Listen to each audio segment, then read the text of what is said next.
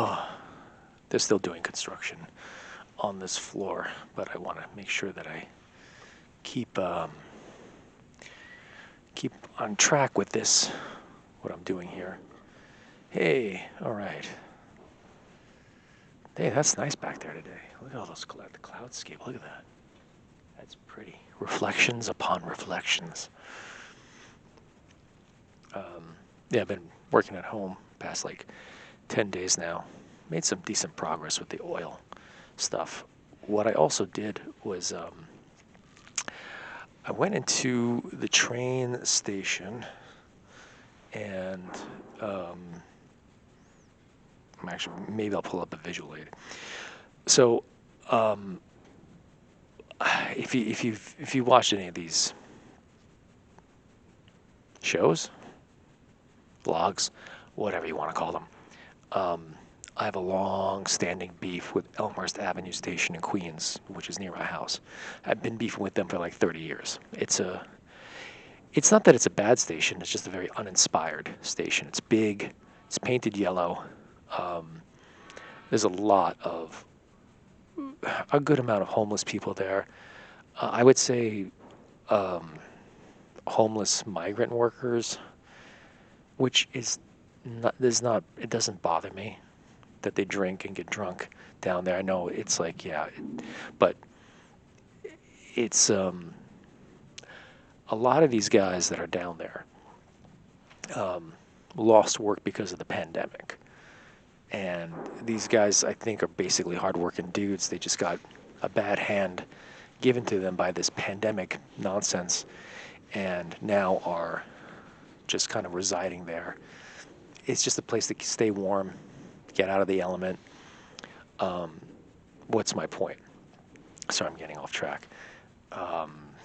That they installed a bunch of these digital screens down there at Space. There's a company called Outfront Media, I believe, that does it. And, instead of like making and they're trying to fix the station, instead of like making mosaic tiles or making sure there's less urine in the station or just, it doesn't need to be like a hotel lobby, but definitely it should at least look at least welcoming or at least, nothing that is just like an eyesore. So what they've been doing though is putting up these digital screens. I don't know if you can see on my phone here, probably not. But but the thing is, like, the people have been, or whoever has been just punching. Sorry, you can see it on this side better. Punching the screens out, punching them. These screens probably cost like a couple of hundred, if not a couple of $1,000s. And there's blood in. You can tell it's a punch because it's the shape of a punch, and there's blood in the glass.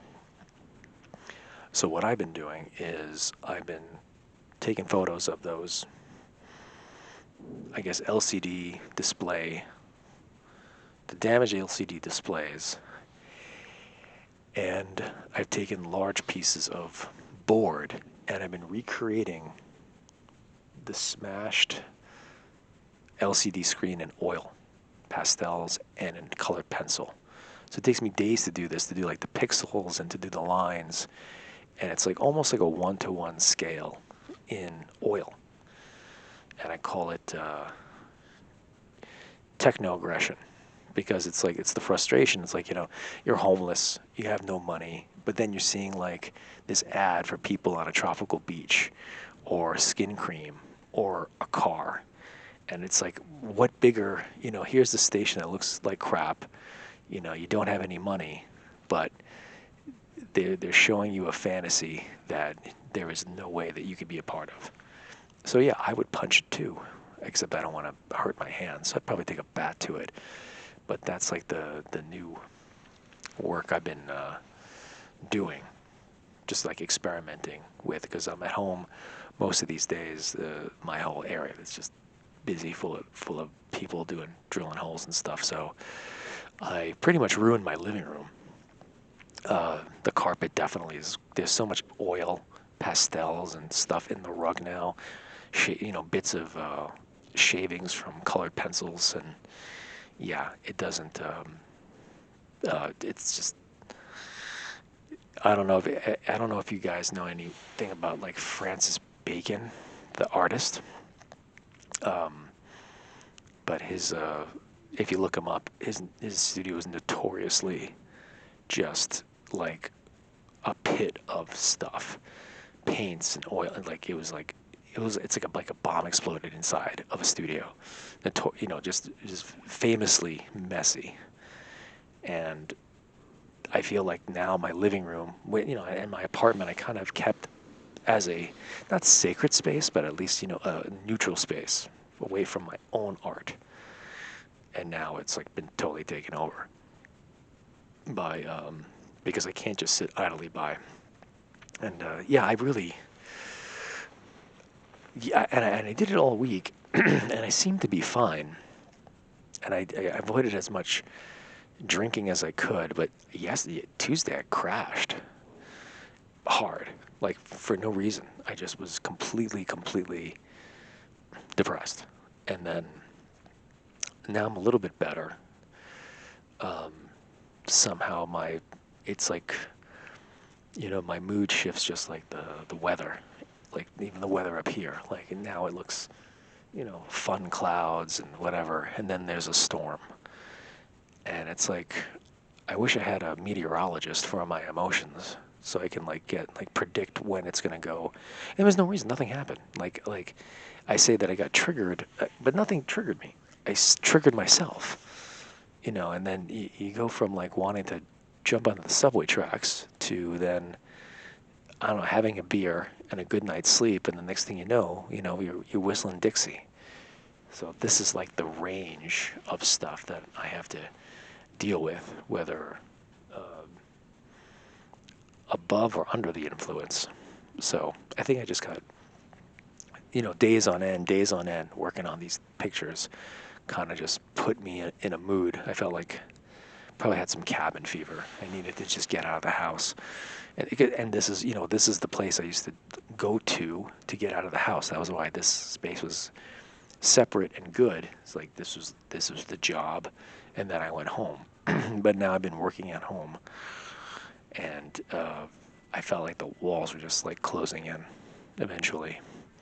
And then you have to go on like a 5-10 mile walk, and even that doesn't bounce me back as much as it should, because it takes a lot. I can go for walks for a lot longer, but it's taking me longer to feel any of the benefits from the walk, because I have to go really far. So, where most people can go for like a walk for like maybe a half hour, 45 minutes, it takes me 4 hours before I feel like good again. And where can you go in 4 hours? You could walk like 15 miles in 4 hours. And just like, my God, like, do I have 4 hours out of the day to go for a 10 to 15 mile walk? Like, I can't do it every day. I'm just going to be half crazy. But I don't know. It's just trying to it's trying to pay attention to the art, make sure that it's good. But you also have to deal with like food, and then you have to deal with your emotions, and then you have to deal with uh, sex or communication. Like, sometimes I could just use the body to make the work, and somehow shut off everything else, I would be in good standing. But I can't. It's like trying to be a monk, but I'm not trained to be a monk. I know people like, oh, isolation is the gift. Be more like a monk. That's fantastic. But that's training. And monks are not doing art like the way I am. They're not going in subway stations and trying to recreate a smashed LCD screen. They're not part of like the society in that way. They're in the monastery, they're doing whatever in this closed loop, closed world. So like I'm kind of going back and forth in between worlds. So yeah, you want a solitary lifestyle, then you need to be in a solitary environment with a solitary environment that's even outside of that environment. Like I would have to be in the mountains, inside of a monastery, making art that's associated with the life of a monk. Not like a guy from Queens who's just sitting up in his apartment doing all this stuff, doing research, and being part of a society that constantly is churning and interacting with itself.